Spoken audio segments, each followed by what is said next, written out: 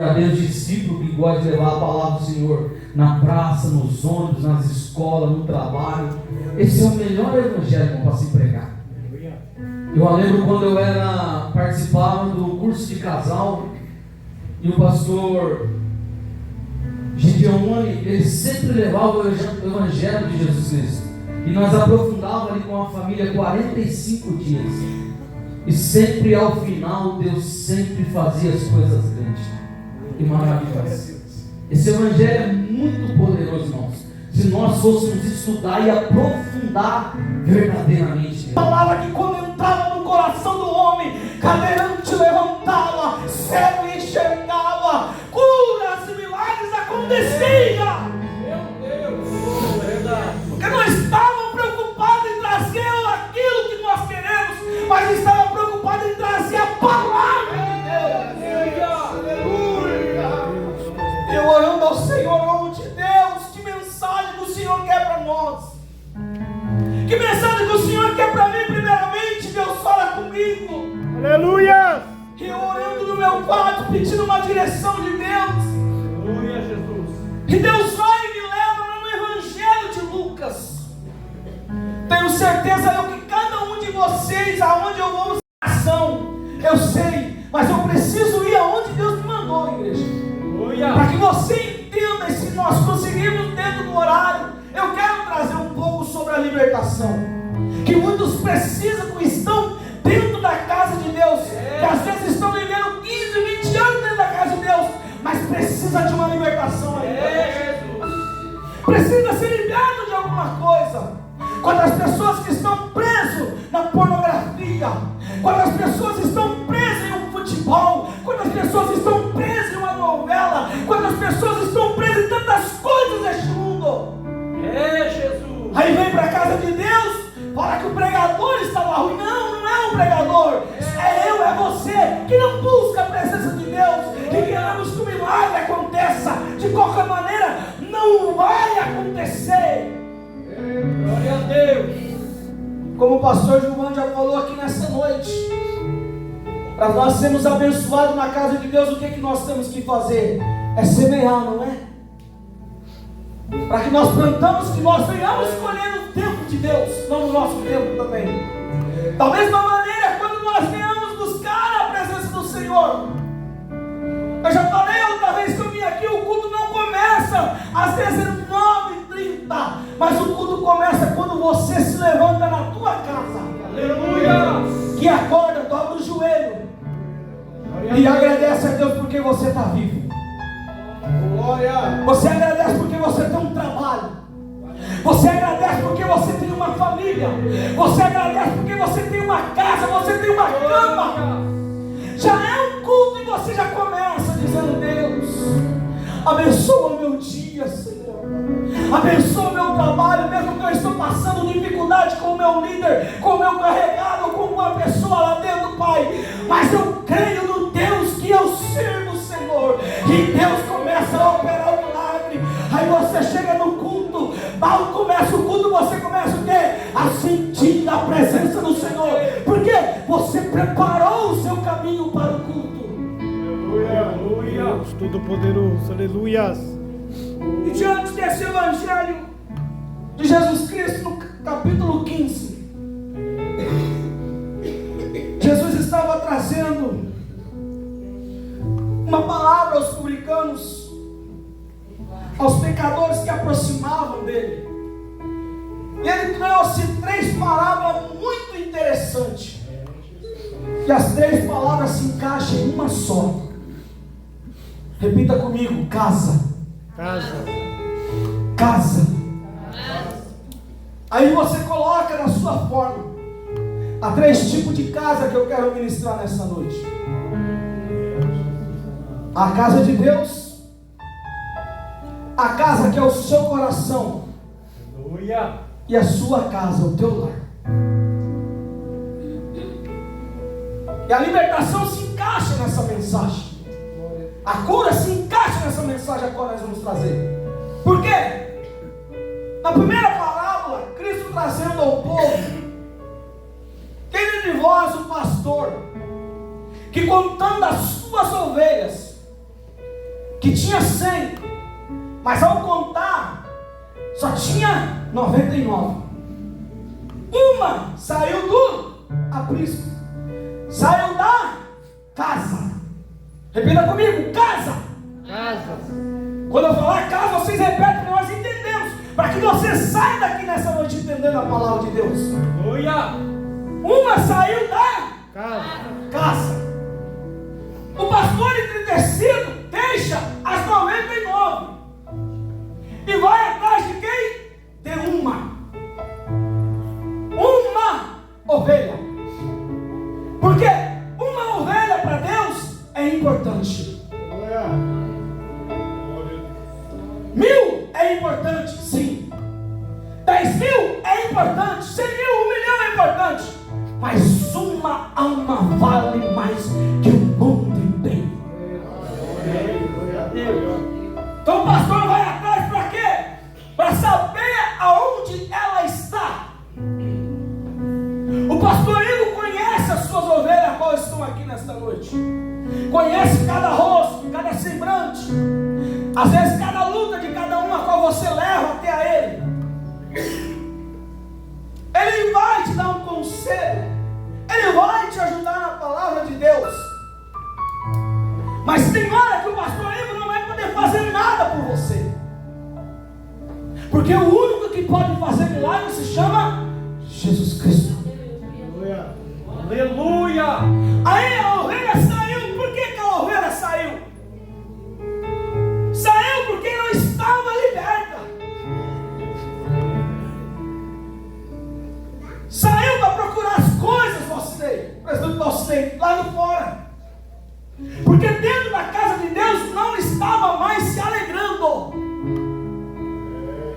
É Jesus amado. Quem sabe um irmão, uma irmã, um amigo, uma amiga o desprezou. E Cristo não tem nada a ver com isso. E ela vai culpar quem? A casa de Deus. Eu não vou mais porque eu não sou mais bem-vindo. Aí vai o pastor atrás, conversar, convencer. Vai o papai do céu trazer o bálsamo para fazer o quê? Trazer o refrigério a esse coração. Aleluia. Saiu da casa. A casa agora do coração está espremida, está amargurada. E dentro da casa precisa também de uma libertação. Porque às vezes a sua família vai padecer por algo que você está querendo criar. Você sabia disso? Tenho eu por prova disso. Porque eu recebi uma vez uma pessoa que vinha todos os dias na minha casa, ali na cidade de Rolândia. Vinha, presbítero, falava mal do pastor, do líder, da irmã, do irmão, da criança, falava mal de tudo. E eu comecei a alimentar aquilo. E um dia ela saindo do portão da minha casa, eu e minha esposa conversando, o Espírito Santo mas veio diretamente ao meu coração. O que é que você está pregando? É Jesus. Que eu e a minha casa serviremos ao Senhor. E por que você está deixando o mal entrar na tua casa? Eu olhei e falei, meu Deus. E a prova estava vindo mesmo na minha casa. Eu fui para o quarto, pedi perdão a Deus. À noite eu falei para toda a igreja, irmãos, e pedi perdão para o meu pastor também. Eu falei, dentro da minha casa não vai entrar o mal. Porque eu e minha família servimos ao Senhor Jesus. Glória a Deus. Eu estava trazendo mal para dentro da minha casa e minha família estava pagando o preço. Então cuidado que você coloca dentro da sua casa. É Jesus amado. Às vezes precisa de uma libertação lá. E eu falo que libertação é algo que nós precisamos estudar, igreja. Aleluia, Jesus. Porque um dia o meu pastor Salvador, olha o nome do homem, Salvador. E o sobrenome, Serafim. Foi o meu primeiro pastor, a qual nós assumimos a igreja ali na minha casa, na época. E ele me chamou para ir uma família. Irmão, quando nós entramos na casa, o inimigo tomou a vida de um jovem. E eu confesso, igreja, que eu fiquei com medo naquele dia, porque eu nunca tinha visto aquilo. Mesmo crescendo dentro da igreja com meu saudoso pai, tanto espírito, manifestação, mas aquele dia eu vi uma cobra no moço. E esse moço corria dentro da casa e fazia assim, irmão, como uma cobra. E levantava a cabeça assim. Eu falei, Jesus. E o pastor, ora, Robson. Eu falei, pastor, estou orando, já faz hora. Ele falou, ora que o trem hoje está feio aqui. Eu falei, mas Deus é maior, né? Aleluia. Irmão, sabe o que o menino tinha? Uma simples coisa. Mas quando o pastor arrancou dele, o demônio foi embora na hora. Aleluia. Uma corrente, pastor, no seu braço. Jesus. Nós fomos descobrir.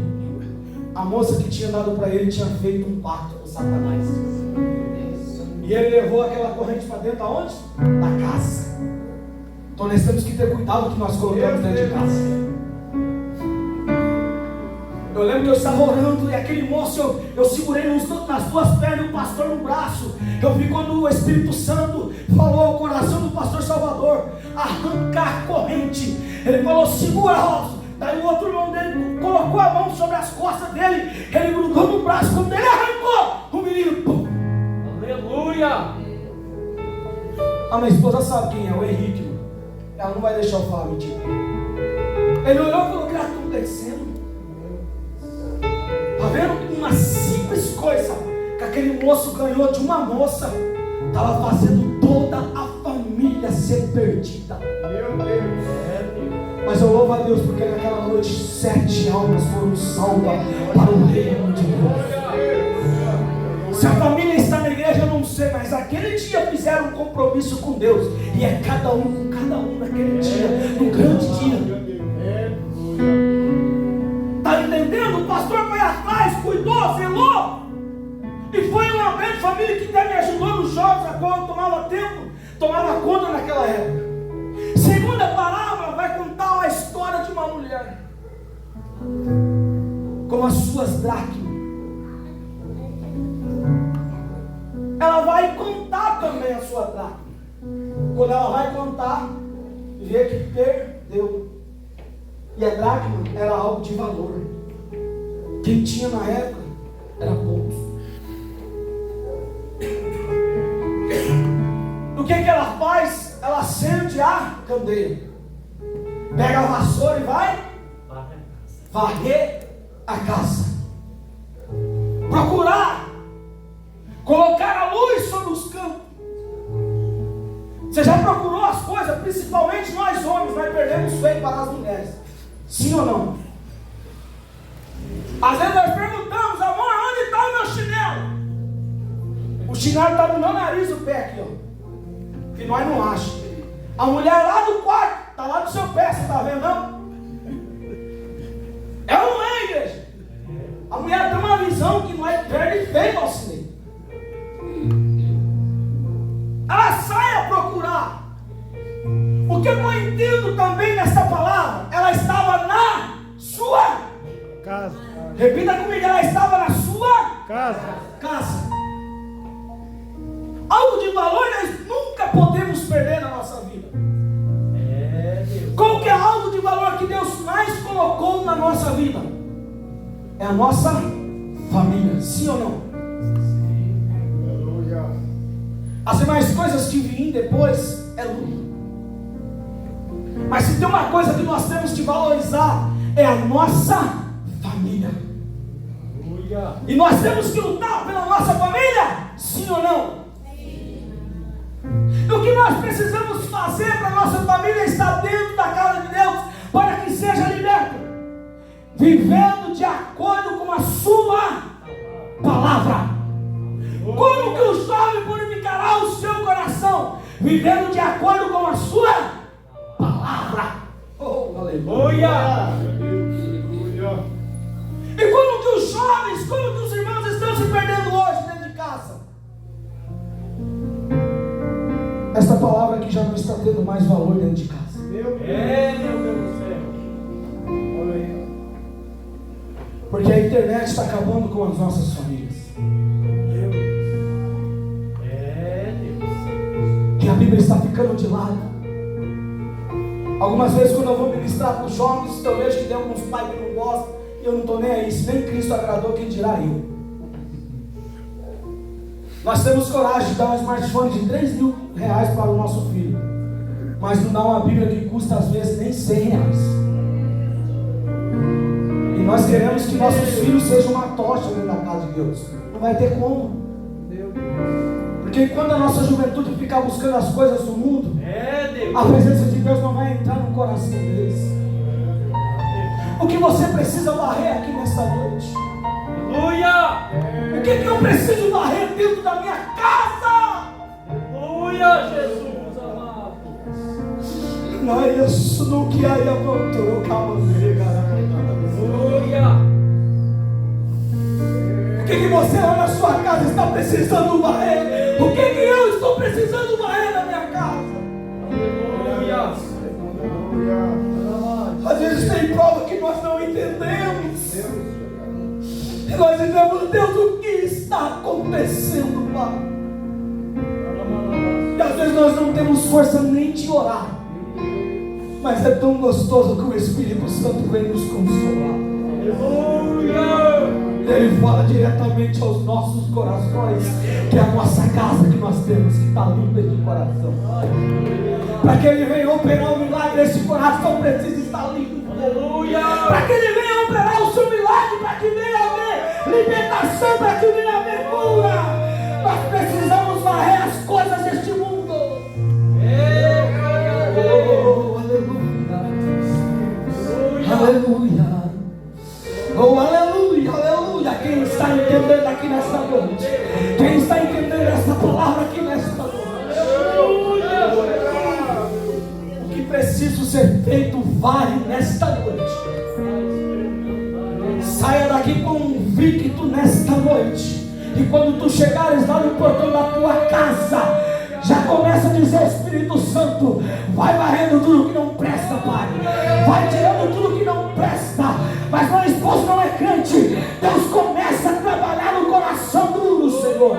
A minha esposa não é crente. Começa a trabalhar, Senhor Jesus. Os meus filhos estão distante da tua presença. Começa a trabalhar, Senhor. Glória a Deus! Aleluia! Qual é a oração que o nosso Deus não resiste? Aleluia!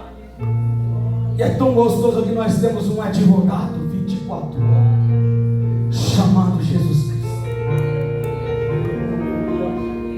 E nós vamos para a terceira parábola, para nós decorrer aqui, para nós não passarmos na hora, que vocês conhecem, a parábola do filho pródigo. Eu não quero falar do filho que saiu da casa, você conhece a história. Eu quero falar daquele que ficou dentro da casa. Porque o filho que saiu foi como eu um dia. Chegar para os pais e dizer, não quero mais. Vou viver a minha vida. E fui viver a minha vida. Ganhei alguma coisa? Zero. Porque Satanás, você acha que ele está dando, mas ele está tomando da tua vida. Amigos vêm quando você tem. Amigos vêm quando você é o destaque aonde você está. Mas quando você não é mais destaque, eles te abandonam. Quando você não presta mais para eles, eles te deixam. Assim foi esse moço que tinha tudo, pai, me deu a minha parte. Esse pai poderia falar, filho, não vai. Mas o pai permitiu. E nós conhecemos a história.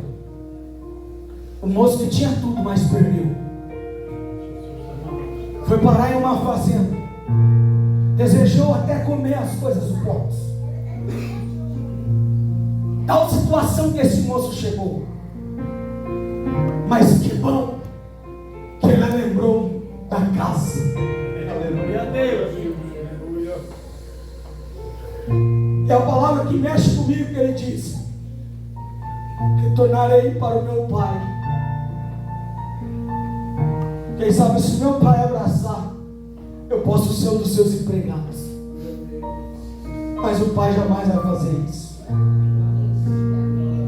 O pai já estava esperando ele. Quem sabe esse moço indo para sua casa, quem sabe ele dizia: será que o meu pai vai me aceitar? Será? Fica aquela pergunta na igreja. Aqueles que estavam na casa de Deus pregando, louvando, cultuando ao Senhor, estão distantes da presença do Senhor. E eles fazem essa pergunta: será se eu voltar para casa, eles vão me abraçar novamente? Eu sei porque já teve pessoas que falaram para mim: eu não volto mais, Robson, porque ninguém me aceita mais. Assim são aqueles que representam esse moço que ficou na sua casa. Porque quando ele está voltando de outra fazenda e chegou na dele, ele viu um grande alvoroço naquela fazenda dele. E ele pergunta para os empregados: o que está acontecendo? O empregado diz: o teu irmão